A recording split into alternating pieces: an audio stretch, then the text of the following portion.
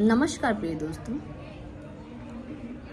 लोकसभा चुनाव 2024 का विध्वंसक रूप आज से पहले कभी देखने को नहीं मिला। यहाँ तक कि चीफ जस्टिस ऑफ इंडिया महोदय के द्वारा भी ये कहा गया कि 24 वर्षों के कार्यकाल में इतना राजनीतिक दबाव कभी नहीं देखने को मिला। ये एक विचित्र बात है। हमारा भरोसा, देश की जनता का भरोसा न्यायपालिका पे अडिग था, और अगर न्यायपालिका के प्रमुख द्वारा ये स्टेटमेंट दिया जा रहा है कि उन पर भी दबाव है, ऐसे में देश का लोकतंत्र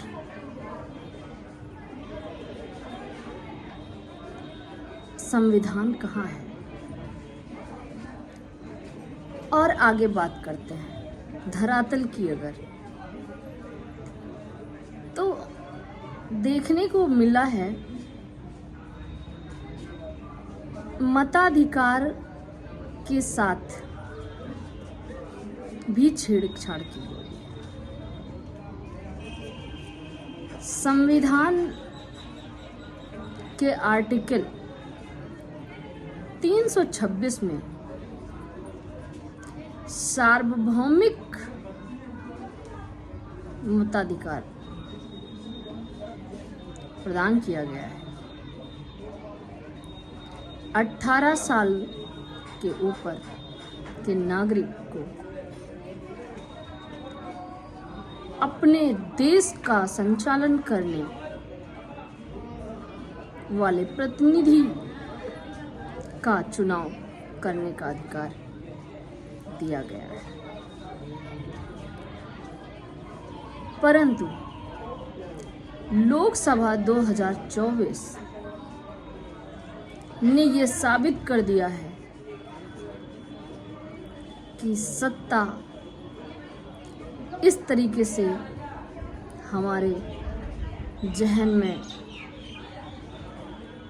मानस पटल पे अंकित हो गई है कि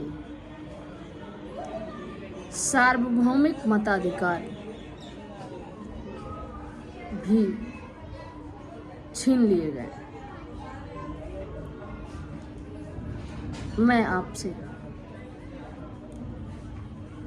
एक घटना बताना चाहूँगी। वो घटना है कि अब की बार कर्मचारियों को दिए जाने वाले बैलेट पेपर नहीं दिए गए। मैं ये जानना चाहती हूँ कि वोट के अधिकार को छीनने का अधिकार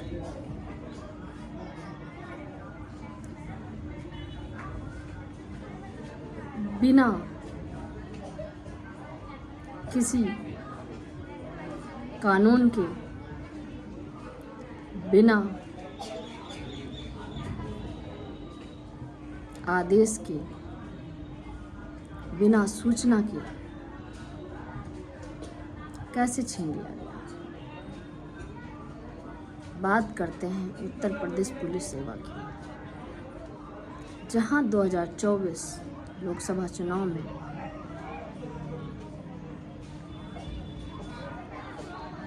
वोट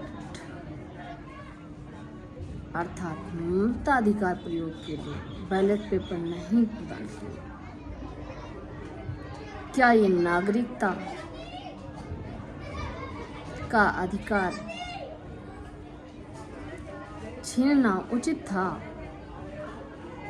देश के नागरिकों पर, सभी नागरिकों पर प्रश्न चिन्ह है। मैं जानती हूँ कि आवाज़ उठाने वाले को दंड दिया जाता है, लेकिन प्रश्न तो किया जा सकता है।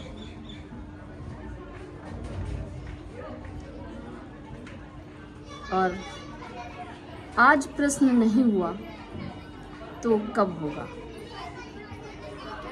और कौन इसके लिए जिम्मेदार है?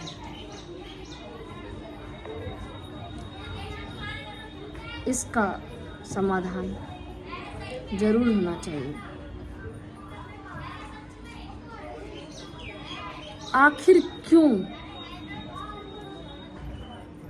मताधिकार के साथ छेड़छाड़ की गई? क्या ये सूचना चुनाव आयोग के पास नहीं थी? और अगर नहीं थी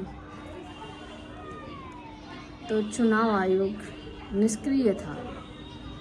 अगर थी तो चुनाव आयोग को इस पर एक्शन लेना था। लेकिन चलिए ठीक है, सभी लोग दबाव में थे, हम आपके दबाव को समझ रहे हैं, व्यथित मन से उसको स्वीकार कर रहे हैं। परंतु 2 लाइनें याद आ जाती हैं, लगेगी आग तो आएंगे कई घर जग में। यहाँ मेरा ही मकान थोड़ी है। ये दौर भी आया है और वो दौर भी आएगा। लेकिन मैं ये प्रश्न करना चाहती हूँ कि आज मेरे साथ हो रहा है, कल आपके साथ हो रहा होगा। इस इंसिडेंट को नियंत्रित करने का प्रयास ना करके उसको बढ़ावा देना कहाँ तक उचित है, ये प्रश्न छोड़ देती हूँ मैं आपके लिए। बहुत बहुत धन्यवाद। जय हिंद, जय भारत।